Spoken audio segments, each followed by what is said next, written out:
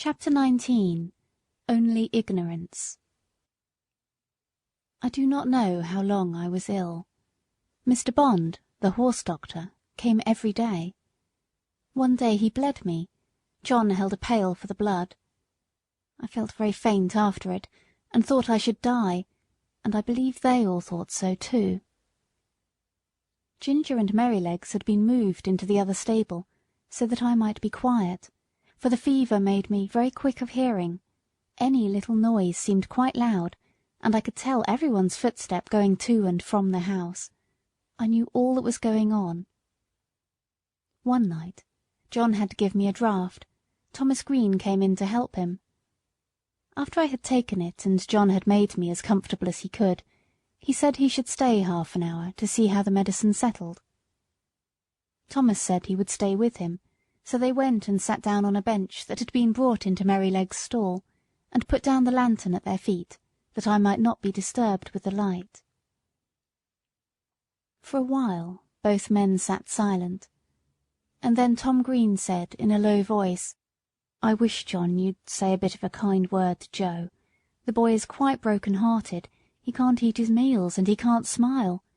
He says he knows it was all his fault, though he is sure he did the best he knew, and he says if Beauty dies, no one will ever speak to him again.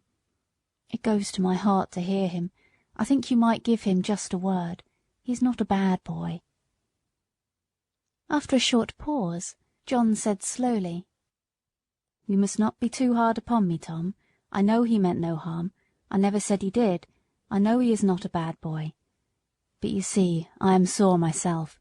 That horse is the pride of my heart, to say nothing of his being such a favourite with the master and mistress. And to think that his life may be flung away in this manner is more than I can bear. But if you think I am hard on the boy, I will try to give him a good word tomorrow. That is, I mean, if Beauty is better." "Well, John, thank you. I knew you did not wish to be too hard, and I'm glad you see it was only ignorance."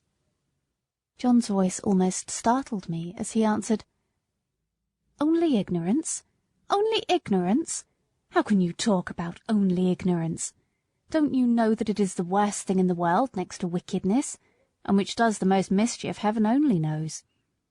If people can say, 'Oh, I did not know, I did not mean any harm,' they think it is all right.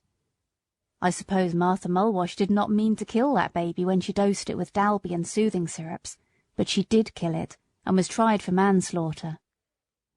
"And serve her right too," said Tom. "A woman should not undertake to nurse a tender little child without knowing what is good and what is bad for it." "Bill Starkey," continued John, "did not mean to frighten his brother into fits when he dressed up like a ghost and ran after him in the moonlight, but he did, and that bright, handsome little fellow, that might have been the pride of any mother's heart, is just no better than an idiot, and never will be if he lives to be 80 years old. You were a good deal cut up yourself, Tom, 2 weeks ago, when those young ladies left your hothouse door open, with a frosty east wind blowing right in. You said it killed a good many of your plants." "A good many," said Tom. "There was not one of the tender cuttings that was not nipped off. I shall have to strike all over again, and the worst of it is that I don't know where to go to get fresh ones. I was nearly mad when I came in and saw what was done." "And yet," said John, "I'm sure the young ladies did not mean it. It was only ignorance." I heard no more of this conversation, for the medicine did well and sent me to sleep, and in the morning I felt much better. But I often thought of John's words when I came to know more of the world.